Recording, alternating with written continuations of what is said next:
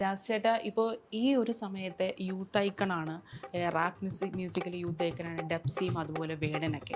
അതിനിപ്പോ എന്താ ആലോചിക്കാനിരിക്കണേ? അതിനാർക്കാ അവിടെ അഭിപ്രായ വ്യത്യാസമുള്ളത്? ഇപ്പൊ വേടന്റെയൊക്കെ മ്യൂസിക്കിന്റെ ഒരു പ്രധാന ഒരു പ്രത്യേകത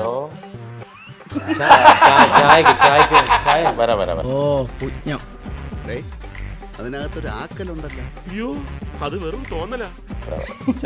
സമയമായി. കോമഡി ഇല്ലാത്ത സീനിൽ വെറുതെ ചിരിക്കല്ലേ. 6 മണിക്കാണ് ഗാനം. കുഴപ്പമില്ല. പുതിയതല്ലേ, കാറ്റടിച്ചപ്പോ മനസ്സിലായില്ലേ? ഇതൊക്കെ വളരെ വളരെ വഷളത്തരമാണ് എന്ന് ഊളത്തരമാണ് എന്ന് തന്നെ മുഖത്ത് നോക്കി തന്നെ പറയേണ്ടി വരും. അത് തെമ്മാടിത്തരമല്ലേ? അതങ്ങനെ വിടാൻ പറ്റുമോ ബ്രദർ? അതെങ്ങനെ വിടാൻ പറ്റും? തെമ്മാടത്തിനൊന്ന് ഒരിക്കൽ പറഞ്ഞാൽ മതിയോ? ഇവിടെ എന്താ ചോദിക്കാൻ പറയാനോ ആളില്ലേ? ജാസി ഗിഫ്റ്റിനോട് വേടനെ കുറിച്ചിട്ടൊരു അഭിപ്രായം ചോദിക്കും. ആ ചോദ്യത്തിന് അദ്ദേഹത്തിന് ഉത്തരം പറയാൻ തയ്യാറല്ല, താല്പര്യമില്ല എങ്കിൽ അതിനെ ഈ രീതിയിൽ അവഗണിക്കുകയല്ല വേണ്ടത് അല്ലെ? അല്ല, എനിക്ക് അറിയാൻ മേലാത്തോണ്ട് ചോദിക്കുക, താൻ ആരുവാ? മനുഷ്യനാവണം ആദ്യം, എന്നിട്ടുണ്ടാക്ക് നിലയും വിലയും. അതൊന്നും സൂത്രത്തിൽ ഉണ്ടാക്കല്ല വേണ്ടത്, സ്വയം ഉണ്ടാവട്ടെ, അതാ കഴിവ്. ഒരു പക്ഷേ നിങ്ങളുടെ പാട്ടുകളൊക്കെ അടിപൊളി ആയിരിക്കാം, എന്നിരുന്നാൽ പോലും വേടന്റെ ആ വരികളുടെ മുന്നിൽ, അയാൾ പറയുന്ന രാഷ്ട്രീയത്തിന്റെ മുന്നിൽ നിങ്ങൾ ഒന്നുമല്ല.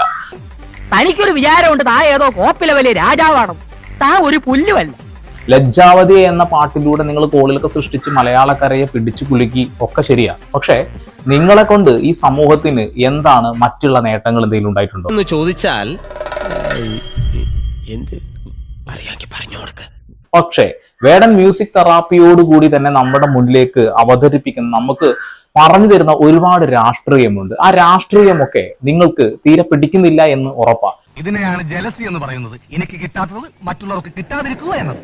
ജാസി ഗിഫ്റ്റ് എന്ന് പറയുന്ന ഈ ഒരു വ്യക്തി, അയാളുടെ വ്യക്തിത്വം എത്രത്തോളം വഷളത്തരമാണ് എന്ന് ഇതിനോടകം മനസ്സിലായി എന്നുള്ളതാണ്.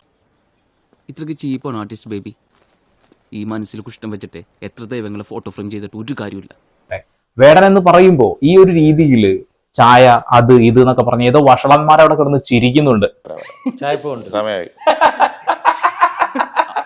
എന്താ നമ്മളിവിടെ തുണിയിലാണ്ടിക്കണ